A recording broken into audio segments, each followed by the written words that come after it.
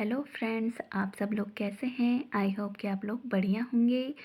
तो स्वागत है आपका उत्तराखंड ज्ञानदीप में। दोस्तों, हम उत्तराखंड के महान व्यक्तित्व के बारे में चर्चा कर रहे थे, तो चलिए शुरू करते हैं।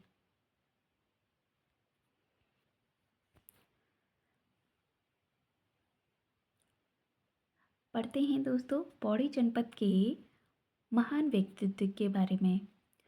बलदेव सिंह आर्य, इनका जन्म हुआ था 1912 में और दोस्तों उमथा गांव पौड़ी में हुआ था। सर्वाधिक लंबी अवधि तक विधायक और मंत्रिपरिषद को सुशोभित करने वाले ये उत्तराखंड के पहले विधायक थे। मोस्ट इम्पोर्टेंट है दोस्तों। आगे पढ़ते हैं।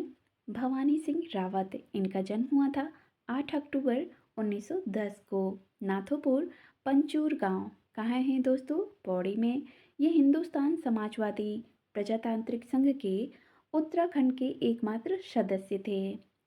1930 में चंद्रशेखर आज़ाद को ये अपने गांव ले गए थे और यहीं से आज़ाद जी ने पिस्टल की ट्रेनिंग ली थी और दुगड्डा में इन्होंने शहीद मेले की शुरुआत की, जो आज भी हर साल 27 फरवरी को लगता है।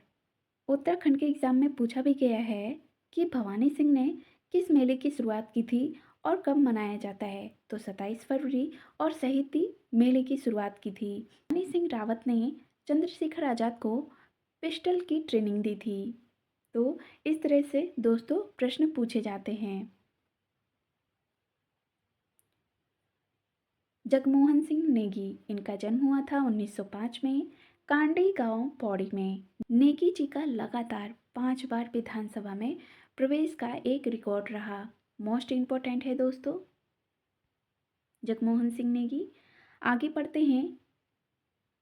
डॉक्टर भक्त दर्शन, यह भी मोस्ट इम्पोर्टेंट है दोस्तों, काफ़ी प्रश्न बने हैं इनसे। तो इनका जन्म हुआ था 12 फरवरी 1912 को।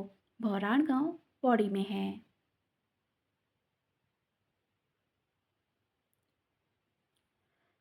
कुली बेगार आंदोलन से प्रभावित होकर भक्ति दर्शन ने जीवन भर खादी पहनने और विदेशी वस्त्रों के बहिष्कार का व्रत लिया। गांधी जी के संपर्क में आने के बाद इन्होंने अपने नाम के आगे से जाति सूचक शब्द हटा दिया था। उत्तराखंड के एग्जाम में पूछा भी गया है कि किस उत्तराखंड के महान व्यक्ति ने अपने नाम के आगे से जाति सूचक शब्द हटा दिया था, तो आंसर में आता है डॉक्टर भक्ति दर्शन। 1939 में इनके और भैरदत्त धुलिया के संपादकत्व में लैंसडाउन से कर्मभूमि नामक साप्ताहिक अखबार का प्रकाशन शुरू हुआ था और गढ़वाल की दीपंगत विभूतियाँ इनकी पुस्तक हैं। इसके अलावा सुमन स्मृति ग्रंथ, मुकुंदी लाल बैरिस्टर स्मृति ग्रंथ और स्वामी रामतीर्थ स्मृति ग्रंथ लिखी है। दोस्तों इनके पुस्तक भी पूछे गए हैं एग्जाम में, तो मोस्ट इम्पोर्टेंट है। यहाँ से तो प्रश्न बने हैं, यहाँ से भी प्रश्न बने हैं और यहाँ से भी। अब पढ़ते हैं दोस्तों हेमवती नंदन बहुगुणा के बारे में। इनका जन्म हुआ था 25 अप्रैल 1919 को बुधाड़ी गांव पौड़ी में। ये धरती पुत्र या हिमपुत्र के नाम से विख्यात हैं। 1973 में ये उत्तर प्रदेश के सीएम भी बने। 1979 में इन्होंने लोकतांत्रिक समाजवादी पार्टी का गठन किया था और इंडियन नाइज हम इनकी पुस्तक है। अब दोस्तों उत्तराखंड के एग्ज़ाम में क्या क्या पूछा गया था? एक तो पूछा गया था कि उत्तराखंड का धरतीपुत्र या हिमपुत्र किसे कहते हैं, तो हेमवती नंदन बहुगुणा जी को। मोस्ट इम्पोर्टेंट है। आगे बढ़ते हैं।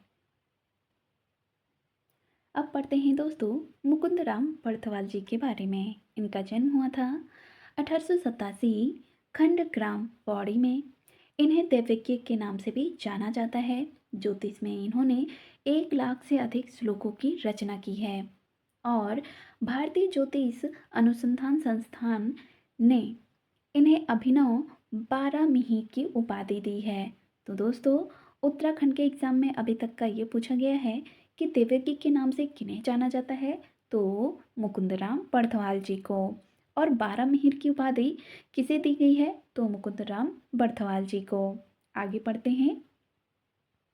अब पढ़ते हैं दोस्तों तोता कृष्ण गैरोला जी के बारे में।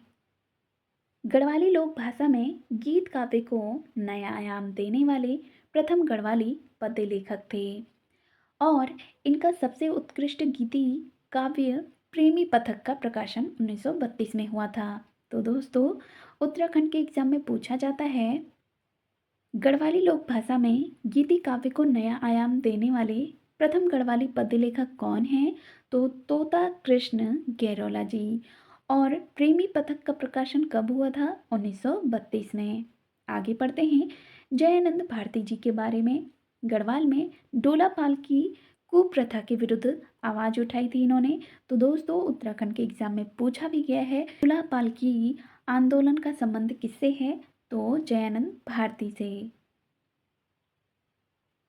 अब पढ़ते हैं घनानंद खंडूरी जी के बारे में। इनको गढ़वाल का दानवीर कर्ण कहा जाता है। इन्होंने धन दान कर गढ़वाल में पाठशालाएं खोली। तो दोस्तों, उत्तराखंड के एग्जाम में पूछा जाता है कि गढ़वाल का दानवीर कर्ण किसे कहते हैं? तो घनानंद खंडूरी को। मोस्ट इम्पोर्टेंट है। आगे पढ़ते हैं भैरव दत्त धुलिया जी के बारे में। यह भी मोस्ट इम्पोर्टेंट है दोस्तों। इनका जन्म हुआ था 1901 मदनपुर गांव में, जो कि कहाँ है दोस्तों? पौड़ी में।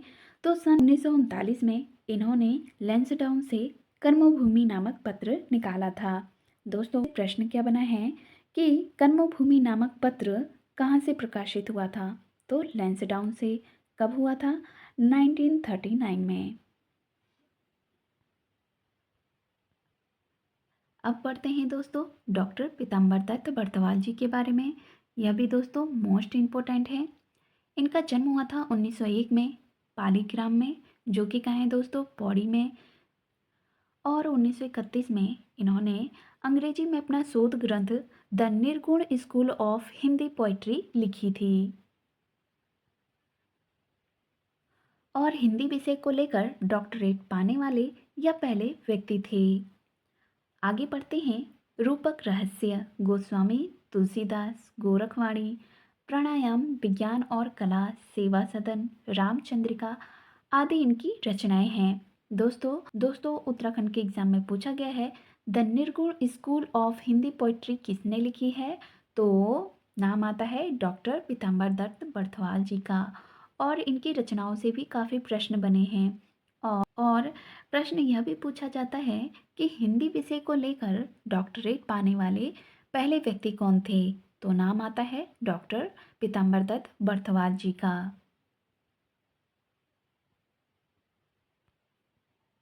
आगे पढ़ते हैं भजन सिंह के बारे में। ये पेशावर कांड के नायक चंद्र सिंह गढ़वाली के मुख्य प्रेरणा स्रोत थे। इनकी प्रसिद्ध रचनाएं हैं दोस्तों अमृत वर्षा, मोह, प्रेम बंधन, कन्या विक्रय, आर्यों का आदि निवास, मध्य हिमालय, सिहनाद, गढ़वाली लोकोक्तियाँ, वीरवधू देव की आदि रचनाएं हैं। आदि निवास मध्य हिमालय पूछा गया है। अब पढ़ते हैं दोस्तों शिव प्रसाद जबराल जी के बारे में, जिन्हें चारण कहा जाता है। तो मोस्ट इम्पोर्टेंट है। पढ़ते हैं इनके बारे में। इनका जन्म हुआ था 1912 में गहली गांव पौड़ी में। ये दुगड्डा में शिक्षक थे। घुमकड़ी के शौक के चलते इनके नाम के अंत में चारण शब्द जोड़ा गया और इनको इनसाइक्लोपीडिया ऑफ उत्तराखंड कहा जाता है। और इनकी प्रसिद्ध रचनाएं भी हैं। तो पढ़ते हैं कौन कौन सी रचनाएं हैं। श्री उत्तराखंड यात्रा दर्शन, उत्तराखंड का इतिहास जो कि 12 भागों में है, उत्तरांचल के अभिलेख और मुद्रा, गौरा बादल, महाराणा का संग्राम, सदई, गढ़वाली मेघदूत, अलकनंदा उपत्यका में घोष यात्रा आदि इनकी दोस्तों प्रमुख रचनाएं हैं। आप पढ़ते हैं दोस्तों शिवानंद नौटियाल जी के बारे में। इन्होंने शैलोदय नामक पत्र का संपादन किया था और इनकी प्रमुख रचनाएं हैं गढ़वाल के लोक नृत्य व तपोभूमि गढ़वाल। आगे पढ़ते हैं ललिता प्रसाद नेथाड़ी जी के बारे में। 1956 में इन्होंने कोटद्वार से सत्यपथ साप्ताहिक निकाला था और गढ़वाल भाबर तब और अब मालिनी सभ्यता के खंडहर कड़वाश्रम, गढ़वाली चित्रकला, शैली आदि इनकी प्रमुख रचनाएं हैं। अब पढ़ते हैं दोस्तों डॉक्टर उमाशंकर सतीश जी के बारे में। इन्होंने गढ़वाली फोनोटिक्स पर शोध किया।